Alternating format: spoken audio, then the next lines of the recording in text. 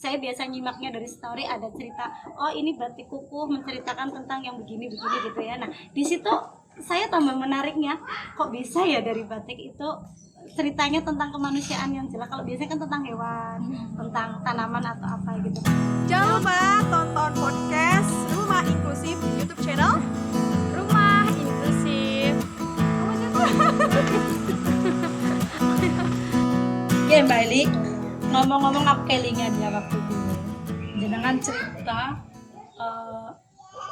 pas waktu pesen tuku batik petkon yang isi kelingan tuku sekitar 20 apa ya? Sekitar 20 picis ya. 15 pernah. Oh 15 pernah. Lebih dari itu pas kayak Iya. 30 tahun 30 pernah lah. Aku waktu itu kan takon, yang mikir waktu itu karo konco-konco.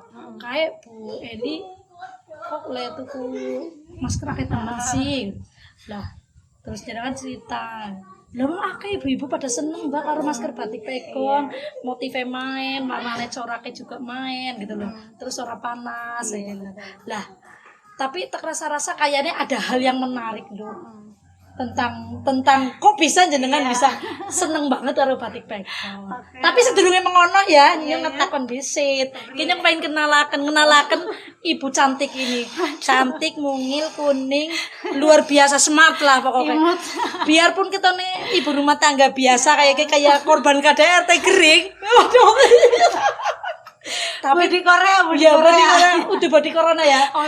Beliau itu luar biasa. Ternyata beliau itu seorang ibu yang di rumahnya itu mempunyai ya anak cilik-cilikan itu lembaga kursus. Nah ini yang menarik itu, beliau mempunyai lembaga belajar membaca calistung. Jadi orang anak istilah nangkana itu anak ditolak gara-gara bodoh, gara-gara ora bisa ngacak. Nah ngomong-ngomong sedurunge cinta batik pekon. Kayak jenengan kenalan dhisik karo kanca-kanca. Jane jenengan kowe sapa, terus lepi kowe apa yo ora paham. Ngono lah. Ngono kenal dadi kepriye. Alhamdulillah mbok dadi ning kok dadi lembaga gede banget. Oh gitu kayak Bismillahirrahmanirrahim ya. Keluarga Rumah Inklusif, keluarga besar Rumah Inklusif yang tersayang, alhamdulillah hari ini bisa ketemu sama beliau. Beliau juga orang yang luar biasa, buat saya itu sangat menginspirasi. Perkenalkan di sini saya dikenal sama beliau sebagai Eli. Tapi kalau di luaran ada yang manggil Nelis gitu ya. Di sini tadi beliau bilang kita punya lembaga, sebenarnya bukan lembaga sih ya, tempat main pastinya. Tempat main tapi di situ juga sambil belajar. Kita beri nama Lepi Baca, berasal dari singkatan Les Pintar Baca. Ujarku gitu. lembaga pinter banget. Waduh. Moga-moga ya pintarnya banget. Jadi Lepi Les Pintar membaca katakan. Jadi ya. kita memang awalnya itu nggak punya niatan buka lembaga itu. Kebetulan kita baru datang ke kampung. Di situ adalah beberapa mama-mama sing curhat anaknya wis SD ora maca. Iya, jadi sebenarnya aku juga nggak ada niatan pengen buka, cuman mereka minta tolong Bajel diajari lah, anunya ora bisa gitu. Ternyata mereka maksa, saya berusaha, ya sudah ayolah belajar bareng-bareng. 1-2 anak datang, alhamdulillah semakin berjalannya waktu mereka enjoy, dan sekarang hampir jalan 2 tahun, insya Allah Januari besok sudah sekitar 33 anak yang belajar di tempat kita. Dan memang untuk angkatan sekarang sekarang ya, semoga bisa bertambah dan lebih manfaat untuk lingkungan gitu. Jadi di situ kita yang mungkin membuat anak-anak nyaman di Lepi Baca itu metodenya nggak seperti kita sekolah biasa, tapi kita melalui metode bermain. Jadi anak-anak belajar tapi sambil bermain, jadi orang sadar ketok dolanan jebule ada ilmu yang sedang kita pelajari gitu. Itu sekilas Lepi Baca gitu. Menarik ya. Ya semoga besok bisa kerjasama ya. Oke, kolaborasi lah ya. Oke, insyaallah. Beberapa kali harus sih. Nah, terus les apa? Les pintar membaca. Jadi udah lembaga pinter membaca apa ora. Nah, oke, itu sekilas info tentang Mbak Eli. Nah, seperti yang aku janjikan tadi bahwa ternyata Mbak Eli ini seorang ibu yang smart, dan di balik itu beliau itu sangat cinta pada batik pekon, terutama masker, karena kebetulan begitu lahir COVID, saya ngomong lahir COVID karena baru saja. Nah ternyata Mbak Nelis itu sering melihat status saya yang dimana cerita tentang batik pegon dengan beberapa motif model, salah satunya masker, dan beliau ternyata sangat sering untuk pesen dan diedarkan pada ibu-ibu di sana gitu loh. Dan alhamdulillah menurut beliau itu memudahkan beliau mengenalkan tentang nilai-nilai inklusi, tentang nilai cinta kasih antar umat manusia, rahmatan lil alamin. Nah, bagi saya sosok beliau pantas lah untuk kita publishkan, kita kenalaken pada jenengan karena bisa menjadi inspirasi panjenengan semua. Oke, kita tanya lagi sama Mbak Eli, apa sih yang membuat menarik tentang masker batik pegon buat Mbak Eli? Ini contoh-contoh yang kemarin dicintai sama Mbak Eli. Nih, ini gambarnya ketupat, tapi nangkene ceritanya itu satu kesatuan. Jadi orang ana bedane, sing jenenge janur ada pendek ada apa, tapi bisa bersatu menjadi cantik.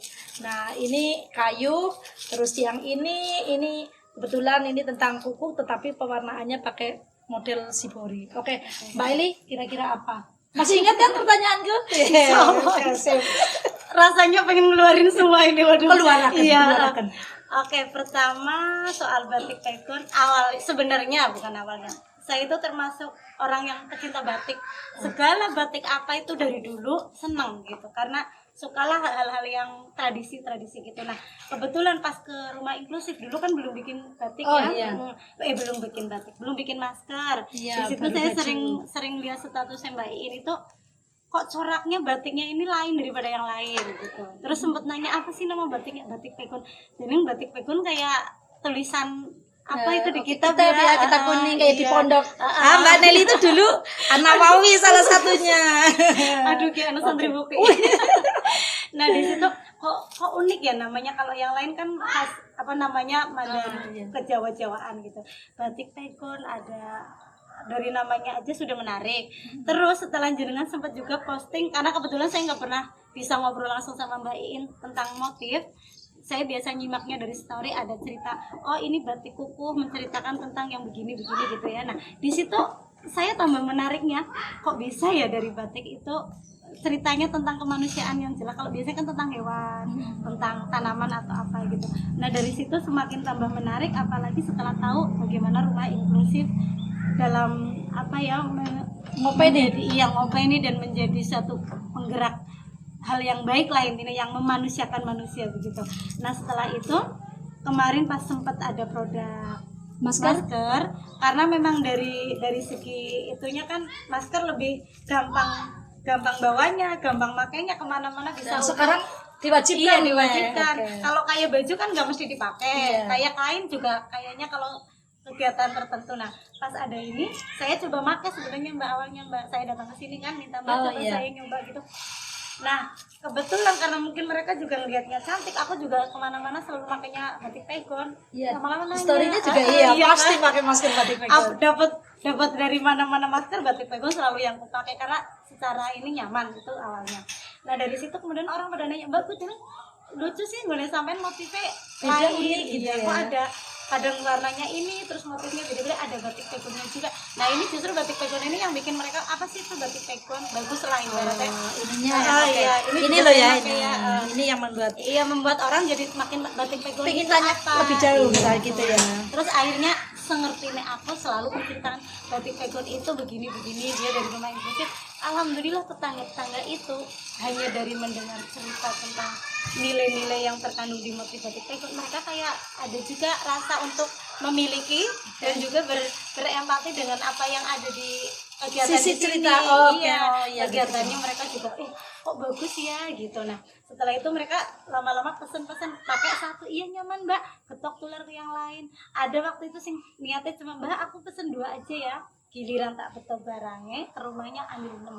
Alhamdulillah, jadi aku, masya Allah, anaknya pada milih sendiri-sendiri, mak aku kia gitu kan. Jadi alhamdulillah. Nah, enaknya di kampung itu saat ada yang makai, lucu Mbak tuh si anak pura, makanya saya berkali-kali sempat ngambil gitu.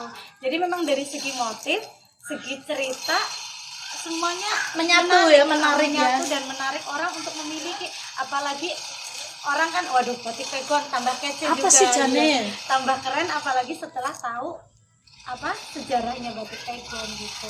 Nah, yang pengen saya kedepannya itu mengenalkan ke jangan cuma di Jawa, keluar. Nah kemarin sempat Ke Riau. alhamdulillah ke Palembang ada Palembang, yang punya, terus di Bengkulu juga ada. Itu dikirim ke luar Jawa, Bengkulu, Palembang, terus kemarin Next ke pengennya ke Kalimantan. ini udah siap-siap pesen beberapa ratus eksemplar katanya untuk dibawa ke Kalimantan. Insya Allah, semoga. Insya Allah, doakan. Hanya gitu. Terus tadi juga saya ingat pas waktu kita sebelum masuk ke sini, Mbak Eli juga kayak sedikit memaksa ke kita untuk Mbak bikin komunitas pecinta batik pegon apa gitu kan. Saya siap nih ngundang teman-teman yang kemarin mencintai batik pegon gitu loh. Iya, betul. Gimana? Nah itu kemarin sempat aku mikir begini, oh pas jenengan kasih apa itu pas hari batik nasional Iya. kan ada giveaway untuk yang pakai batik Oh, pegon, iya. nah, gitu. Aku cuma berpikir gini, ternyata setelah saya bawa ini batik banyak orang yang suka, tapi kan secara kehadiran atau secara informasi mereka kurang banyak Oke. tahu secara langsung. Mungkin hanya dari saya yang dari banyaknya cerita saya baru bisa ngasih sedikit sepengetahuan saya. Nah dari situ aku sempat bilang kepikiran juga bagaimana kalau kita yang mencintai, mungkin belum semuanya bisa memakai produknya, tapi kita sudah punya rasa cinta Mencintai itu nilai filosofinya itu dijadikan ya, sebagai filosofinya. suatu komunitas pecinta batik pegon. Ya syukur-syukur nanti kedepannya mereka juga bisa saling menyatu dengan di sini, membuat suatu kegiatan-kegiatan positif untuk baik rumah inklusif ataupun mereka sendiri, Secara karena sosial, iya secara sosial ada, secara ekonomis juga mungkin batik pegon bisa lebih Mantap. lebih membumi, lebih tersebar kemana-mana gitu kan, berawal dari hanya cinta. Ini ringan, kecil, gampang makainya, gampang bawanya, tapi penuh dengan makna gitu. Nih, ini hebatnya Bu Enelis. Jadi beliau kecil karena memang ide-idenya itu menarik gitu. Jadi beliau itu ingin ada komunitas pecinta batik pegon agar banyak banget dan harapannya dari batik pegon itu kita bisa semakin mengenalkan nilai-nilai inklusi secara sosial dan secara lebih luas, tidak hanya di Kebumen tetapi bisa keluar kemana-mana. Terus secara nilai ekonomis itu juga bisa menjadi pemasukan bagi yang menjualkan masker batik pegon, salah satunya itu ya. Terus dengan adanya pecinta batik pegon, harapan Bu Nelly ini juga adalah bagaimana agar nilai-nilai inklusi atau nilai cerita yang ada di sini ini bisa menginspirasi siapapun dan kelompok apapun, lembaga apapun agar selalu memuliakan nilai-nilai kemanusiaan. Nah ini menarik ya. Sip, Bahagia bersama. Bahagia. Oh, apa itu intinya? Rumah inklusif gitu ya. Oke. Belajar. Iya, Aku tuh bisa. Rumah orang ngerti Ayo, cara Ki. nek ure. Rumah Inklusif. gembira, di sini. Gembira. Oh gini. Berdaya Bersama. Tapi ini bahasa isyarat. Iya, ulangi. Bagus ini. Rumah.